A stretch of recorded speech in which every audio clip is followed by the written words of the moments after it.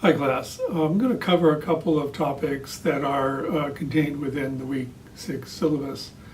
And these concern kind of that anticipatory perspective that I like to always incorporate into my classes. And I've spoken on these themes before, but it's important to kind of reiterate and maybe elaborate. So on two of these elements, one is the idea that in fact we are seeing increasing and even radical changes in the nature of work and in general, but I would say that the impacts on public sector work are rather remarkable and are accelerating. By this I mean really the impact of technology and information technology, the rise of e-government, which is of interest to me in particular, is driving an automation of what were routine tasks. Obviously, we're not hiring people exclusively to do filing. There wasn't a time when we did. No need to do that. It's all done either automatically or with a mouse click, so easily done. Now that doesn't mean that we are phasing ourselves out of work. We are phasing ourselves out of routinized work that can be automated. Anything that is recursive is probably not going to last very long if it hasn't already been supplanted by automated systems. So what does that leave us? Well, in the public sector and private sector, you're going to see, I'll throw in the nonprofit sector as well, all sectors. I think you're seeing a shift in the nature of human labor into the area of project work, meaning that we are shifting out of bureaucracy and into ad hocracy, where we are taking on usually unique projects, which is why they can't be automated, and incorporating those creative elements, which are still some of the remaining vestiges of what humans do best.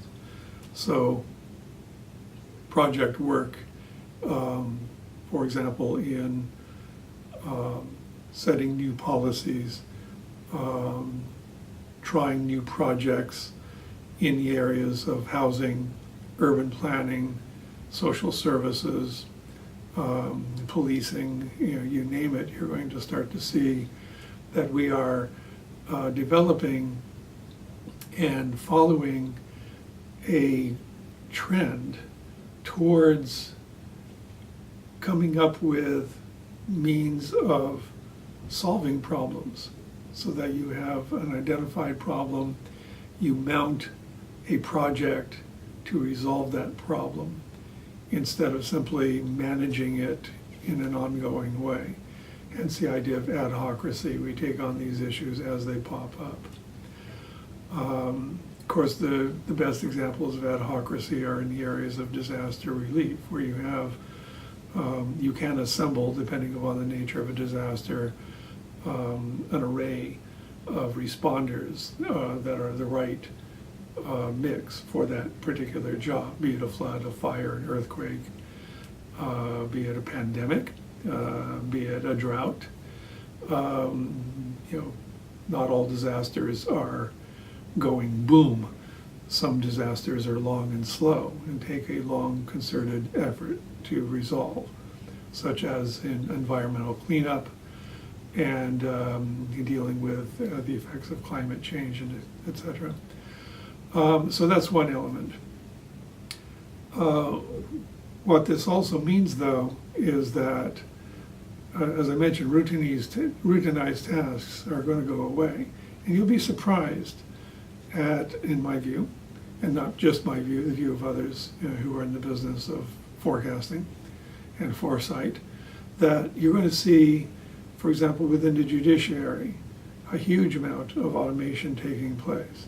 Because it turns out that when you're getting into legal disputes, 99% of it is quite routine. It's all based on precedent, so in essence, you just develop a huge database and make your decisions based upon that body of precedent. And you find the right combination, because that's what lawyers are generally doing, at least in trial situations, is that you are trying to recite and cite the precedent that fits most closely to the case at hand. Well, that can be automated. In essence, you can have robot judges, and it sounds absurd, but we're closer to that than we think.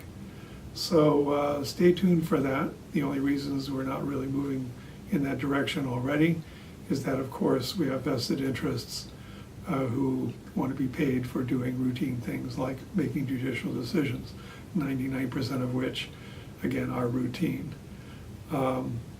So consider that. Consider where we're going, and perhaps position yourself. Your generation is going to be impacted by this stuff.